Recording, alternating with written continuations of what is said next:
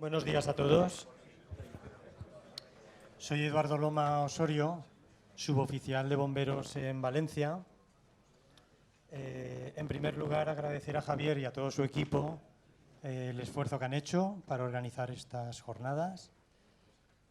A todos vosotros por haber venido. Para mí es un honor estar hoy aquí dándoos una charla. Es un tema que está relacionado con los incendios estructurales, a lo mejor a un nivel un poco diferente al que queremos empezar a trabajar, simplemente un local o un pequeño piso. Sí, se apaga un poco. Un pequeño piso donde haya un incendio. En este caso son dos proyectos, dos estudios que hice yo sobre dos incendios históricos que hemos pensado que pueden tener interés por ver la fenomenología que se puede dar en estos incendios, lo que hay después de un pequeño incendio estructural. Veremos que en estos dos casos el incendio empezó como un pequeño incendio en un despacho o en un pequeño salón, pero por ciertas circunstancias se extendió. Esos dos incendios fueron a más y al final afectaron de forma catastrófica a todo el edificio. En el caso del Windsor, sabéis que el edificio colapsó completamente, no hubo víctimas, sí que hubo bomberos afectados y heridos, y en el otro caso, en el incendio del Corona de Aragón, pues sí que hubo muchos fallecidos. Bien, además coincide que el incendio del Corona de Aragón hace 40 años que ocurrió, ahora en julio ha cumplido 40 años, y que el incendio del Windsor va a hacer ahora, en febrero, va a hacer 15 años que ocurrió. Así que tenemos un poco las fechas cuadradas de los dos incendios. Como os contaba, en el incendio del Corona de Aragón, el 12 de julio de 1979, fallecieron 83 personas. Hubo una cantidad importante de personas afectadas y heridas. Y en el incendio del Windsor, que creo que algún compañero puede ser que estuviera en los dos incendios, yo sé que hay gente de Zaragoza, puede ser que no por la edad, pero seguro que en el segundo incendio sí que hubo gente del Ayuntamiento de Madrid que estuvo en ese incendio. Bien, el estudio lo hemos hecho con lo que se llama simulación informática. ¿Se oye bien por allí detrás? ¿No?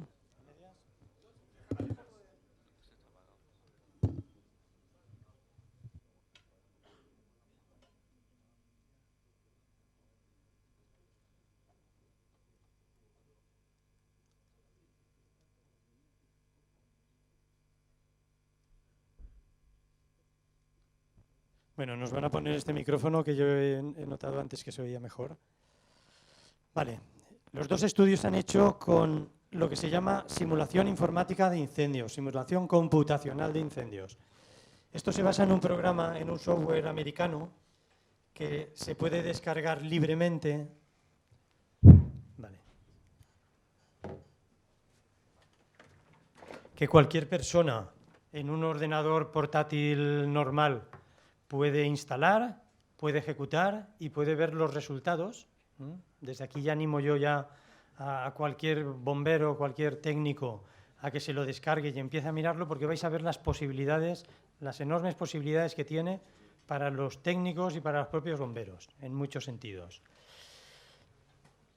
Bien, ¿en qué consiste? Bueno, yo reconstruyo la geometría del local donde va a haber un incendio, de forma que tengo que poner los combustibles, tengo que hacer la geometría del local, tengo que definir con qué materiales están hechos los cerramientos. No es lo mismo que las paredes sean de placas de yeso que de tabique de ladrillo lucido. Las temperaturas que van a coger, el comportamiento de esos materiales son diferentes. No solo defino los materiales inertes, los materiales inertes que no reaccionan, sino que también los combustibles.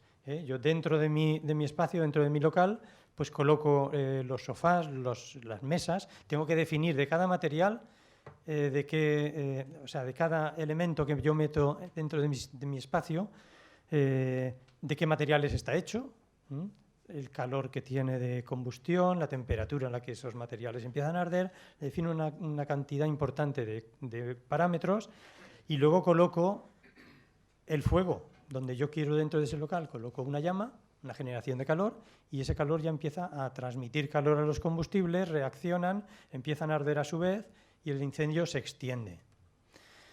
El volumen, ese volumen donde yo hago la simulación, se divide en muy pequeñas celdas, de 5 centímetros, y entre las celdas se van pasando diferentes parámetros, se pasan calor entre unas celdas y otras, se pasan el humo, se pasan velocidad de unas celdas a otras, y mediante unas ecuaciones matemáticas el programa resuelve el incendio. Una vez hecho mi local, a base de, implementado mi edificio donde se va a desarrollar el incendio, lo paso a los ordenadores y lo ejecuto, pongo en marcha mi simulación. Está un tiempo importante, las que vamos a ver hoy han estado muchos días procesando para obtener los resultados que vamos a ver. Una vez han terminado los ordenadores de trabajar, tengo yo unos listados con los resultados de mi simulación, con las temperaturas, los planos de velocidades, todo lo que yo quiero obtener. Y luego yo eso tengo otro pequeño programa, el Smoke View que se llama, mediante el que yo puedo visualizar los resultados. ¿Tiene ventajas trabajar con este sistema tan complicado? Pues vamos a ver en estos dos gráficos la ventaja que puede tener. En el primer gráfico vemos la curva que solemos trabajar todos en incendios, ¿eh? Una primera fase en la que es exponencial el crecimiento del fuego, una segunda fase de desarrollo y una tercera fase pues es el decaimiento del incendio. Este tipo de curvas es las que suelen trabajar los reglamentos, las normativas, y nosotros en bomberos funcionamos con estas curvas muchas veces. Pero vamos a ver en ese mismo incendio la curva que nos da la simulación informática. Vemos ya de primeras que es una curva mucho más completa, nos da mucha más información. Para empezar, sí que tenemos una fase de crecimiento exponencial, el incendio empieza a crecer dentro de ese local, llega un momento en el que ese incendio ha consumido parte del oxígeno que hay dentro de ese local y se establece lo que todos sabemos, es una fase de crecimiento ya controlado por el comburente, una fase de calentamiento del local hasta que se produce el flashover, ¿vale? Y lo vemos perfectamente en esta gráfica que me ha dado el programa.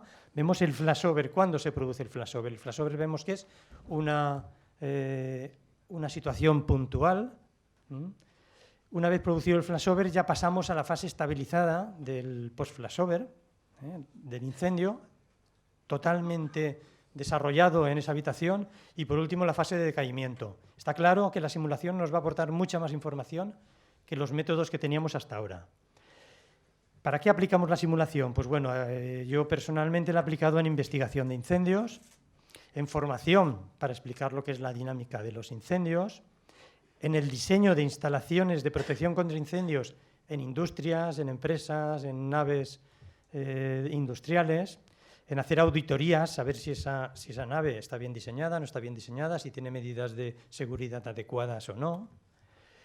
Nos sirvió, por ejemplo, para estudiar los dos incendios más recientes que tuvimos en Bermeo y en Oviedo, para ver qué pasó en esos incendios, por qué fueron tan devastadores, porque en uno de ellos murió un compañero, el compañero Elías, y en la otra se vieron afectadas 8 o 10 fincas.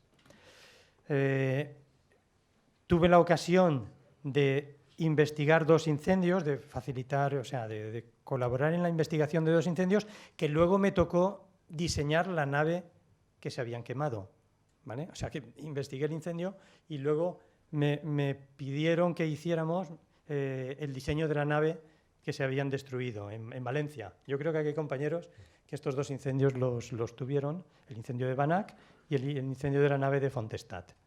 Estoy buscando a Basset por aquí. Muy bien. Con estas simulaciones hemos hecho muchos más estudios, hemos hecho incluso aeropuertos importantes, incluso hemos hecho la reconstrucción de las termas de Liria para ver cómo los romanos calentaban las termas, cómo las aprovechaban, a qué temperaturas llegaban, cuánto combustible consumían para calentarlas. Estudios muy interesantes. Hemos hecho incendios históricos, por ejemplo, el Teatro Novedades, estudiamos por qué el fuego fue tan rápido. el estadio de Bradford, os estoy poniendo algunos de los muchos. El incendio del metro de Londres, de la estación de King's Cross, en la que murieron 31 personas. Fue un fuego flash, un fuego muy rápido. Ahí se produjo el efecto trinchera. Y aquí en el País Vasco, pues también hemos hecho algún proyecto. Por ejemplo, en Baracaldo hicimos un estudio de estanterías en Aikoitia con unos tipos de rociadores y unas planchas superiores. El Polideportivo de Rentería, también le hemos diseñado el sistema de protección contra incendios, una nave enorme en Sestao. Y luego el Buesa Arena, también diseñamos el sistema de extracción de humos. Vale. Con toda esta experiencia nos atrevimos a abordar estos dos incendios. El primer incendio, el del Corona Dragón, era el único hotel de 5 estrellas de Zaragoza. En el momento del siniestro, la ocupación del hotel era muy alta, porque se estaban entregando, al día siguiente se entregaban los despachos a la nueva promoción de la Academia Militar de Zaragoza. El incendio empezó un poco más de las 8 de la mañana en la cafetería del semisótano del hotel, en una freidora de churros que los operarios, los camareros, intentaron apagar con un extintor y digamos que extendieron el aceite por el suelo, y el fuego ya cogió más entidad. Lo estuvieron intentando apagar con extintores, no pudieron, hasta que ellos salieron de ese salón, de esa cafetería, y el incendio ya progresó a la parte de arriba y a todo el hotel. En pocos minutos, el hotel estaba ardiendo ya desde la planta baja hasta la última planta. Hubo gente que pudo ser rescatado por los bomberos. Los bomberos hicieron una intervención heroica, porque arriesgando su vida consiguieron salvar a muchísima gente. Ya hemos dicho que al final fallecieron 83 personas. Y los más desesperados, pues bueno, se lanzaron al vacío, y muchas de las muertes, muchos de los fallecimientos fueron por las caídas desde los pisos altos. Incluso los helicópteros de la base estadounidense de allí de Zaragoza estuvieron sacando a muchos de los inquilinos, a muchos de los ocupantes del hotel desde las terrazas. Bien, entre que empezó el incendio y se generalizó en la primera planta, en el salón que estaba encima de donde empezó el incendio, ahora luego lo veremos, pasaron solamente 10 minutos, y en otros 10 minutos más ya se veía el incendio por la parte alta del hotel. En poco más de menos de 20 minutos el incendio ya había invadido todos los espacios comunes, todos los pasillos y escaleras interiores del hotel. Por eso, cuando se hizo la investigación de este incendio, los peritos no se podían explicar cómo un incendio había podido progresar tan rápido por el interior de un hotel tan grande. Así es que el juez, en 2009, dictó una sentencia en la que decía que ese incendio no se pudo desarrollar de manera natural, sino que tenían que haber intervenido, según le dijeron los peritos, al menos 3 personas, que tuvieron que contar con conocimientos altamente especializados y con el adiestramiento necesario para moverse entre las llamas, conocer dónde tenían que hacer las igniciones y cómo entrar y salir del hotel en llamas sin lesionarse ellos. Esa fue la sentencia del juez. Aparte dijo que esas 3 personas tuvieron que extender napalm, magnesio y pirogeles por el interior del hotel, de forma que nadie se diera cuenta de eso, porque de esto no hay testigos, pero fueron las conclusiones del juez y esa fue la sentencia. Bien, cuando me encargaron por una tesis doctoral investigar este incendio, yo me leí lo que se había escrito sobre él, y el señor Augusto García Egart, que fue el director de bomberos de Zaragoza durante muchos años, y él era el jefe del servicio cuando se produjo este incendio, en un escrito que yo os recomiendo que si alguno estéis interesados lo miréis, él explicó que la propagación de los humos por el interior del hotel y por la escalera abierta puede considerarse lógica consecuencia de la configuración, y se encuentra perfectamente descrita en las declaraciones de los residentes y en los documentos de este juzgado. Este análisis, decía él también, que hizo él como bombero, se dio cuenta de que ese incendio no tenía que haber sido provocado por 3 personas especializadas con pirogeles, sino que de forma natural se podía haber producido ese incendio. De hecho, esas fueron un poco sus conclusiones, y dice que esas conclusiones suyas las somete a mejor crítica y mayores conocimientos de otros aspectos en el futuro. Yo creo que a lo mejor habrá llegado el momento de darle... Ya no pongo en duda la sentencia, porque mi intención hoy no es poner en duda ninguna sentencia, sino que yo creo que hemos encontrado en Valencia, con el estudio que hemos hecho, una alternativa a esa solución que dio el juez. Hemos encontrado una alternativa que produce los mismos efectos en los mismos tiempos de forma natural. Vamos a verla. Para eso tuvimos que reconstruir el hotel entero. Me facilitaron los planos de todos los espacios comunes, de las habitaciones. Me tuvieron que decir qué cargas había en qué sitios. El hotel tenía todos los pasillos enmoquetados, con planchas de corcho tanto en las paredes como en el techo. Reconstruimos el hotel entero. En la parte baja nos dimos cuenta ya de 2 cosas importantes. Una es que tenía una gran escalera común que unía todas las plantas del hotel, una escalera enmoquetada, una escalera donde los peldaños eran de madera y estaban separados unos de otros de forma que el fuego y el aire y los gases podían circular a través de ellos, una escalera que comunicaba, una amplia que comunicaba todo el hotel, y otra escalera más pequeña que esa sí que estaba protegida. Bien, vamos a ver en unas pocas fases lo que nos salió de las soluciones de la simulación. En la simulación, una vez construyes el edificio con todos sus materiales y pones el fuego inicial, puedes jugar con ciertas cosas. Puedes jugar con abrir ventanas, romper ventanas, abrir puertas, hasta que nosotros fue lo que hicimos. Generamos el incendio, vimos que al principio se nos apagaba. Pues bueno, pues abrimos unas puertas, abrimos unas ventanas, fuimos jugando hasta que de repente, con una combinación de tiempos y una combinación de aperturas, se nos produjo el efecto que vais a ver ahora. Coincidieron ya los tiempos, coincidieron los vídeos, coincidió todo con la realidad. En una primera fase, el incendio se produce en el semisótano. En pocos minutos, el incendio pasa a la planta superior, que es un gran salón que hay en la primera planta, y se generaliza en ese salón, de forma que empiezan a romper los cristales que dan a la calle de ese salón. Ha habido un flashover y encima se alimenta ese incendio. Por dentro del hotel empiezan a subir, por esta gran escalera que estaba comunicada con todas las plantas, empiezan a subir los gases calientes que se estaban generando en ese salón que estaba totalmente incendiado. Esos gases calientes empiezan a subir, pero el incendio no empieza a ser importante hasta que no empiezan a abrir las habitaciones de la parte alta. Cuando los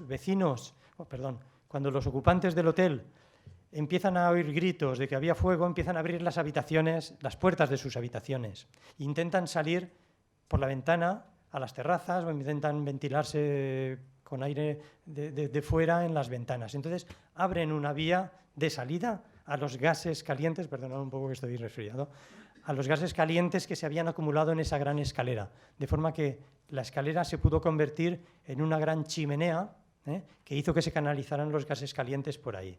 A partir de ese momento, a partir de que los ocupantes empiezan a abrir las habitaciones de la planta alta, entonces es cuando se produce lo que nosotros nos hemos puesto a llamar un incendio sobrealimentado.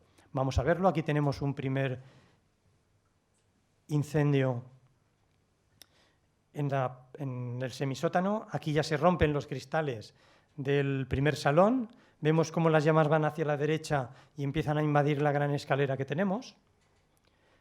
Y cuando se abre arriba es cuando vamos a ver que las llamas recorren ese volumen de forma vertical y el incendio ya se generaliza. Lo vemos un poco en la curva de abajo. Es un gran flashover que luego se convierte en un incendio de muchos más de 100 megavatios.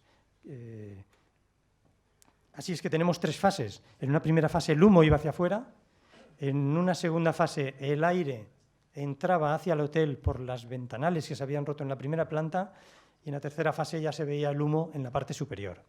Aquí tenemos una curva que nos explica un poco las fases del incendio. Esta curva es interesante porque en esta curva lo que vemos es que en un primer momento por esos ventanales del salón de abajo, del salón Piccadilly, estuvieron saliendo los gases hacia afuera, los humos, el fuego, pero en un momento dado, de forma natural, se invierte ese flujo. Se invierte ese flujo y por esos ventanales que estaba saliendo humo y fuego, empieza a entrar aire. Empieza a entrar aire y hace como una estufa. En una estufa de leña, cuando la abrimos el tiro, lo que pasa es que la estufa empieza a calentar. Y si no tenemos cuidado que no ajustamos el tiro, nos cargamos la estufa por el calor y las temperaturas que se generan dentro. Pues eso es un poco lo que pasó en el hotel, que se convirtió en una gran estufa de leña. Eso es lo que nosotros hemos dado a llamar un incendio sobrealimentado, que vemos que son los incendios que producen la máxima potencia, mucho más que un incendio completamente o bien ventilado, que sería un incendio interior en el que falta totalmente una pared. Lo hemos estudiado, yo creo que todos habéis visto un poco las gráficas que hemos puesto. Lo hemos puesto los incendios sobrealimentados como otro fenómeno, otro comportamiento extremo del fuego. Muy bien. Antes de pasar al incendio del Windsor, voy a daros una información curiosa. En la vida se dan trágicas coincidencias. En este caso, el incendio del Corona de Aragón se produjo el 12 de julio del 79. Pues bueno, un año y un día antes había sido el incendio o la explosión de los Alfaques, en la que hubo 215 muertos, un año y un día antes. Y 2 años y un día antes fue el desastre de Seveso, en Italia, que por aquí los especialistas en mercancías peligrosas. Y otra coincidencia grande, que no tiene nada que ver con estos incendios, pero que os la cuento porque nos pasó en Valencia, es que el 3 de julio del 97 se produjo el incendio laboral más importante que hemos tenido en Valencia, en la Comunidad Valenciana, en el que murieron 18 trabajadores dentro de un barco. Pues bueno, justamente 9 años después, el mismo día, el 3 de julio del 2006, fallecieron, fue cuando el accidente del metro, en el accidente del metro de Valencia fallecieron 43 personas. Así es que también el 3 de julio es una fecha un poco maldita en Valencia. Muy bien, pasamos al Windsor. El Windsor es un edificio de altura, un edificio que tiene casi 100 metros de altura, que el 12 de febrero ardió completamente. También se habló de que podía haber sido intencionado, que podía haber alguien que extendiera algún tipo de acelerante por el hotel, porque la destrucción fue total, todos lo habéis visto. Fue el primer edificio de altura en la historia que ha colapsado por un incendio y fue el primer incendio de altura en el que el fuego fue de arriba hacia abajo. Empezó en la planta 21, llegó hasta la planta 26 o 27, que era la más alta, pero a partir de ahí el incendio empezó a bajar. Así es que hubo muchas teorías de la conspiración, con que si este edificio, pues se había quemado adrede para que... Vamos a ver que de forma natural, también como en el otro incendio, de forma natural hemos encontrado, mediante la simulación, un mecanismo que produce un incendio tan devastador como el que ocurrió allí, pero de forma natural, debido a las condiciones que tenía el edificio en el Hotel Corona de Aragón.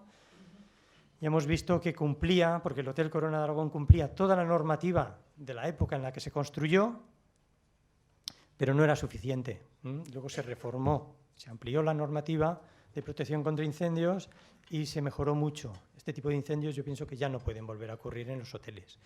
Y en el edificio Windsor pues pasa algo parecido, hubo una serie de coincidencias, ahora lo veremos. La conclusión, que se dio un efecto, que esto también me interesa verlo, incendios sobrealimentados, que se llama el traveling fire. No estamos muy acostumbrados a hablar de este tipo de efectos dentro de los incendios de interior, de los incendios estructurales, pero nos vamos a tener que ir acostumbrando porque cada vez tenemos más medios para estudiarlos y estamos viendo que algunos incendios se comportan de estas maneras. Para el incendio de la Torre Windsor fue una colaboración con una empresa que tenía el encargo de estudiar cómo fue el incendio. En el incendio del Windsor hicimos 3 simulaciones principalmente, una del despacho, donde se inició el incendio, que también está controlado donde empezó, otra de la planta 21, donde el incendio se desarrolló y donde los bomberos tuvieron los primeros problemas.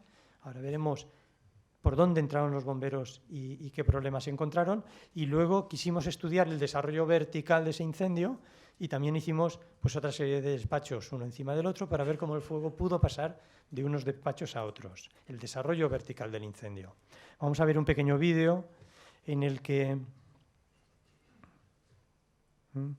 vemos un poco el despacho. Estas simulaciones las hemos vuelto a hacer, las hemos rehecho hace poco tiempo, con mucho más detalle, mucha más resolución que cuando la hicimos en el 2005 en la universidad, y hemos podido afinar un poco, ajustar un poco más los resultados, y hemos visto que efectivamente de forma natural, aquí veis cómo el incendio se generaliza en muy pocos minutos.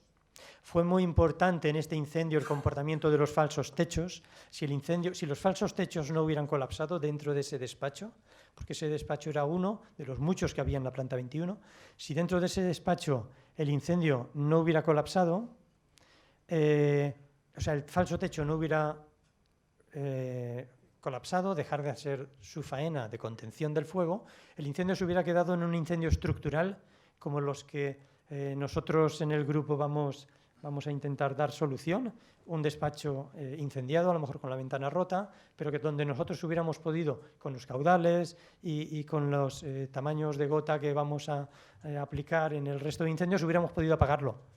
Pero el incendio, el edificio nos lo puso difícil. En ese caso se dieron una serie de coincidencias y el incendio vamos a ver cómo se generalizó.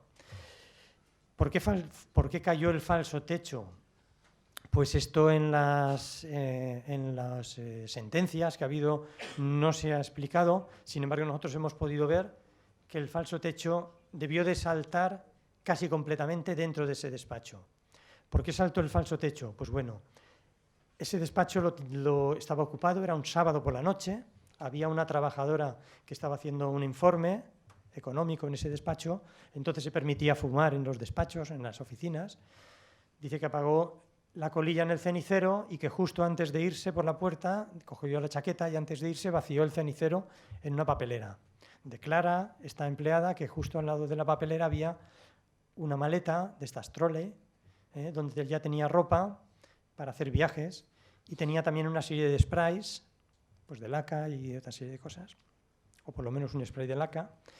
Y entonces nosotros pensamos, porque los vigilantes jurados cuando intentaron acceder a ese despacho para apagar el fuego, oyeron una explosión, oyeron una deflagración fuerte, una explosión. Pensamos que en ese momento son placas que están dejadas caer sobre una estructura metálica, los perfiles de hierro.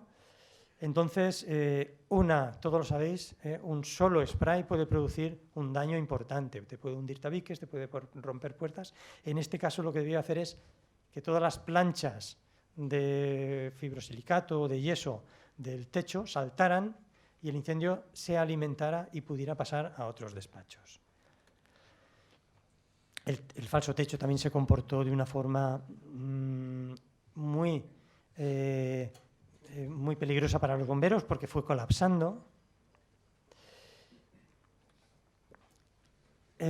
Información del edificio tuvimos, porque tuvimos acceso a los planos, a todos los materiales. Os digo ya que en esa planta había 130 toneladas de papel y material combustible, así es que era una bomba acumulada a 21 plantas de altura. Vamos a ver un vídeo donde se ve un poco que el incendio empieza en la parte inferior, en el despacho 21. Durante una fase el incendio está latente, digamos que está progresando lentamente, pero cuando rompen los ventanales de ese despacho, las ventanas de ese despacho, lo vais a ver, cuando rompen, es cuando a los pocos segundos el incendio se alimenta, se generaliza por el falso techo, va pasando a otros despachos, el incendio recorre toda la planta, de forma que en un momento dado, como consume el oxígeno que hay dentro de esa planta 21, se establece únicamente en el perímetro, en la parte exterior, y va rompiendo secuencialmente los cristales de los demás despachos. Los bomberos acceden por este pasillo hasta donde intentan acceder, porque no llegan a... pero intentan acceder, ahora lo veremos, en un momento en el que el incendio empezaba a crecer de forma exponencial. Así es que no pudieron no pudieron llegar al foco del incendio. El incendio estaba generalizado por encima de los falsos techos, el incendio estaba ocupando ya otros despachos. En esta primera fase el incendio se desarrolla dentro del despacho. En una segunda fase el incendio se alimenta porque se ha roto el cristal y llega un momento en el que el incendio se empieza a generalizar. Aquí fue... ¿Se oye así también o menos?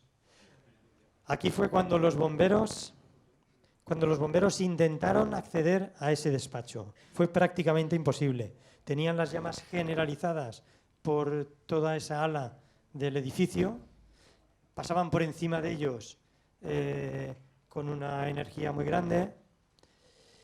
Y aquí fue donde tuvieron ellos, los bomberos de Madrid, donde tuvieron todos los problemas de pérdida de máscaras, de desorientación, de los relatos que hemos oído todos alguna vez o que hemos podido leer. Vale, sigo así. Bien, cuando el incendio ya se generaliza por toda la planta, empieza a romper los cristales secuencialmente hasta que ya se establece en todo el perímetro. Esto es lo que se llama, o lo que se ha llamado en algún foro de ingeniería, lo que se llama un traveling fire. Un traveling fire es un incendio que empieza en un punto y debido a la desprotección que tiene el edificio empieza a avanzar por ese edificio. En el Windsor lo que pasó es que el fuego se estableció en el perímetro exterior de la planta y a partir de ahí, lo estáis viendo ahora, empieza a quemar hacia el interior. Al final en el edificio no quedó nada, terminó ardiendo todo lo que había dentro de cada una de las plantas. Y el incendio primero se establece en el perímetro y luego circula hacia el interior. El término de traveling fire lo puso un profesor que se llama José Luis Torero, que él lo usó para diseño de estructuras, para decir que los incendios en estructuras ahora se estudian como que el incendio ocurre en un pequeño local, en una habitación, en una zona localizada del edificio. Sin embargo, que esos incendios de estructura, esos cálculos que se hacen para la resistencia de las estructuras, en algunos momentos se quedan cortos porque el incendio puede progresar por el edificio y va deteriorando, va debilitando, según avanza, diferentes zonas, diferentes partes de la estructura de ese edificio. Los bomberos vemos esta fase de crecimiento grande que se produce aquí, que pasa de muy pocos megavatios a más de 200 megavatios. Justamente aquí fue cuando llegaron los bomberos. Los bomberos se encontraron en el momento en el que el incendio empezó a progresar de forma exponencial. Vamos a ver otro vídeo donde se ve también el fuego y el avance del incendio por todo el edificio. Vale, pero nos estamos dando cuenta ya que la simulación informática nos ayuda a estudiar incendios que de otra forma no podríamos. Aquí el edificio ha desaparecido. ¿Cómo podemos estudiar los investigadores? ¿Cómo pueden ir allí y ver los signos? Porque dónde ha ido el fuego, por dónde ha progresado, por dónde ha pasado de un sitio a otro. Es imposible, el edificio ya no existe. Entonces, la simulación informática nos permite reconstruir estas geometrías o estudiar los incendios que han ocurrido y ver qué parámetros han intervenido, han influido en ese incendio. En esta imagen, por ejemplo, vemos que la mayor temperatura en el edificio Windsor en un momento dado se estableció en las esquinas, en la planta, y precisamente el edificio tenía el núcleo con estructura de hormigón, pero el perímetro era una estructura metálica que aguantaba el muro cortina y los forjados. Ese fue el motivo de que donde más temperatura había, que era en el exterior, que es donde el fuego tenía contacto con el aire, ahí se produjo la mayor temperatura y sobre todo en las esquinas, porque los despachos de las esquinas recibían aire por dos lados, por dos laterales, mientras aquí los despachos que están ardiendo aquí solo reciben aire por un lateral, los que están en las esquinas, esos despachos reciben aire por dos lados, tienen más ventilación, generan un fuego más violento, un fuego mejor oxigenado y más temperatura. Así es que por eso fue la causa de que el incendio empezara a colapsar por una de las esquinas. Os tengo que explicar un tema importante, que es que en ese incendio el que era jefe de servicio era Medardo Medardo Tudela, Goñi. Él es arquitecto y lo primero que hizo, él sabía que tenía dentro muchos bomberos trabajando, y él lo primero que hizo cuando llegó fue preguntar al arquitecto que había diseñado el edificio para cuánto tiempo había diseñado la estructura, cuánto tiempo de resistencia al fuego había diseñado la estructura. Y el arquitecto le dijo que para 2 horas, por la normativa de Madrid, 120 minutos de resistencia al fuego es lo que tenía esa estructura. Entonces Medardo estuvo esperando a que se cumplieran, a que faltaran 10 minutos para que se cumplieran esas 2 horas, y entonces, cuando faltaba poco tiempo, dio la orden de que salieran del edificio todos los bomberos. Eso efectivamente salvó muchas vidas porque justo cuando cumplió las 2 horas de incendio, el edificio empezó a colapsar por una de las esquinas. Así es que fue una decisión muy acertada. Pudimos estudiar también el desarrollo vertical y, por último, vamos a poner este vídeo en el que se ve cómo el incendio progresó de una planta a la otra. Vemos que fue debido a varios efectos. Entre los despachos había una especie de huecos de comunicación del aire acondicionado, por ahí pasó parte del fuego de un despacho al superior, pero también por el muro cortina. El edificio estaba en reformas, el edificio no tenía rociadores, el edificio no estaba sectorizado ni compartimentado en todas las plantas, así es que el fuego pudo correr y pudo pasar de unos despachos a otros. Eso fue hacia arriba, pero ¿cómo progresó el incendio hacia abajo? Pues el incendio hacia abajo progresó en el Windsor debido a los huecos, a los patinillos interiores por los que iban cayendo materiales incandescentes, materiales de la combustión, y iban entrando por las instalaciones de aire acondicionado, instalaciones eléctricas, iban entrando a los despachos que estaban por debajo. Así es que del incendio de la planta 21 hacia arriba fue de forma termodinámica, debido al fuego, y de la planta 21 hacia abajo fue de forma mecánica, porque iban cayendo los materiales incandescentes de un despacho a otro. Bueno, como resumen de la charla, la simulación informática es una herramienta de gran utilidad para el estudio del fuego por parte de los técnicos de bomberos, en investigación forense de incendios, en análisis de servicios que hayamos tenido y en formación. Mediante estos gráficos y estos vídeos tan visuales podemos transmitir a la gente de forma fácil los peligros o las formas de intervenir que tenemos en los incendios. Desde aquí animo yo al que quiera empezar a utilizar este programa a que contacte conmigo y yo le doy toda la información. En los incendios de grandes estructuras se producen fenómenos poco conocidos a nivel académico. Como no están publicados en los libros clásicos, los bomberos no los conocemos. Sin embargo, tenemos que empezar a pensar en ellos, como son lo que hemos planteado hoy.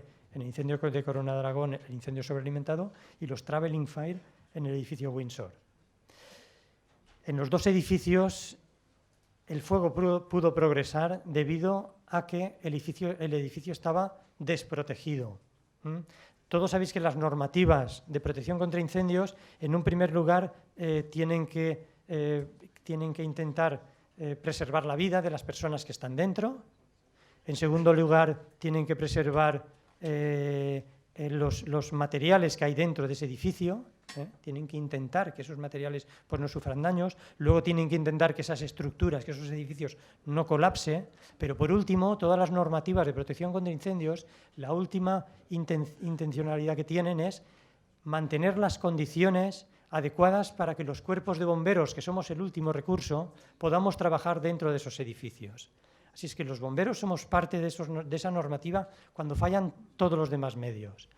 Y en estos 2 casos, en estos 2 edificios, hemos visto que los edificios nos puso muy complicado, nos puso imposible la tarea de los bomberos. En los 2 casos los bomberos se arriesgaron, en los 2 casos hicieron lo máximo que podían hacer, pero fue la desprotección del edificio la que no nos permitió terminar nuestro trabajo. Y con estas 2 imágenes pues quiero rendir un poco